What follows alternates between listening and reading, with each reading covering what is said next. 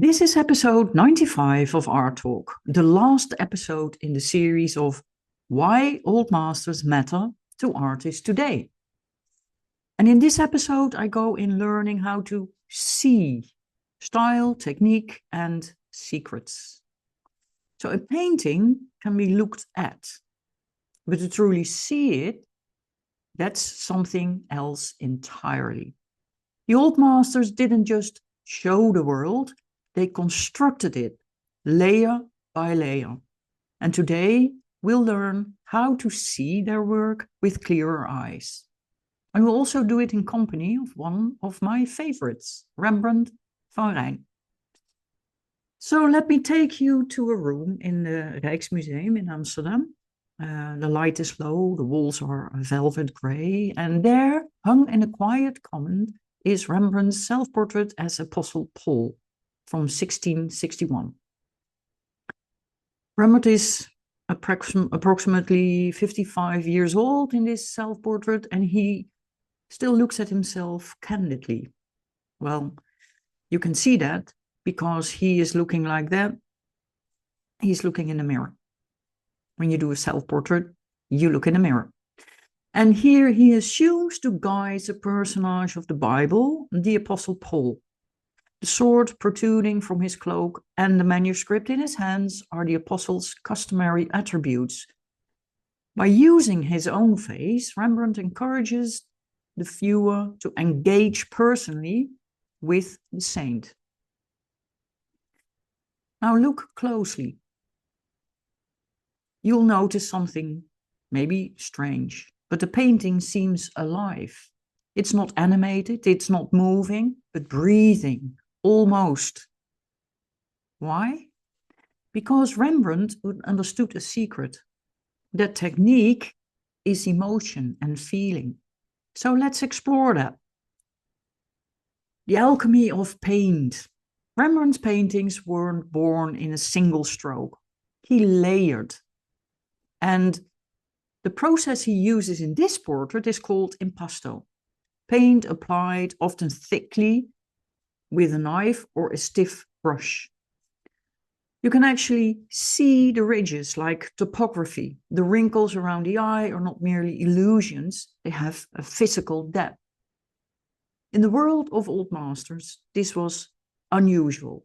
Many artists aimed for smooth, polished surfaces. And Rembrandt did too. He started with that and then he evolves and it gets more expressionistic than ever, because Rembrandt wanted to paint flesh. His tactile surface is part of what makes his work so powerful. Not just imagery, but presence of the maker, the body remembered through pigment. So he uses light. Rembrandt is famous for his use of light. Light is a language. And you heard of the term chiaroscuro, Italian for light and dark. Well, Rembrandt didn't invent it, but he mastered it. And more than just shadow play, chiaroscuro in his hands became psychological.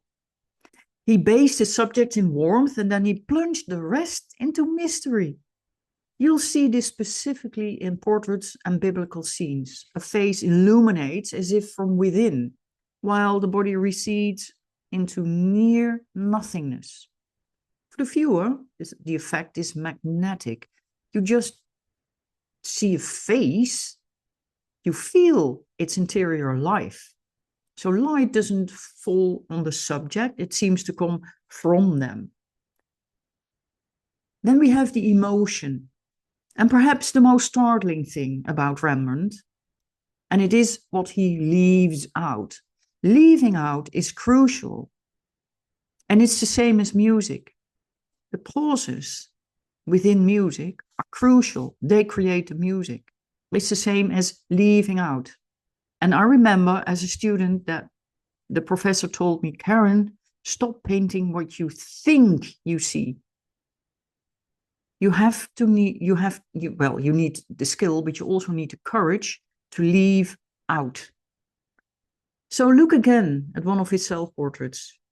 The background, bare. The clothes, often nondescript. And yet the emotion is dense. The averted gaze, closed mouth, raised brows. Nothing is overdone, but everything is there. He had no interest in flattery. And when he painted over and over, it was truth. In skin, in shadow, in sorrow, in wisdom. And this is why his portraits feel as fresh now as they did then. They're not bound by era. They're bound only by human condition. So, what can old masters teach and Rembrandt teach us today? In today's art world, we often talk about expression, spontaneity, the raw idea. And those things matter, of course they do. But in a time where we've de-emphasized skill, where technical mastery can be treated as old-fashioned or even elitist, the old masters stand quietly in the corner, reminding us, technique is not a barrier to meaning, it's the way in. And Rembrandt, like so many of his peers, and I want to add all the female artists who really made a difference also, but weren't seen, not allowed, they also spent decades perfecting their craft. And Rembrandt, he copied, he studied, revised, he layered, he waited, he scraped back, and he started again. Why? Because he knew that to paint a face, not just the shape of it, but the weight of a life behind it, you need more than intention.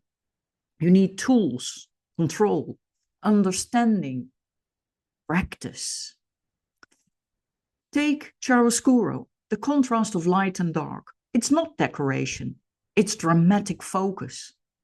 It directs emotions, guides the eye, and sculpts the soul of the image. Sfumato, soft, smoky blending of edges.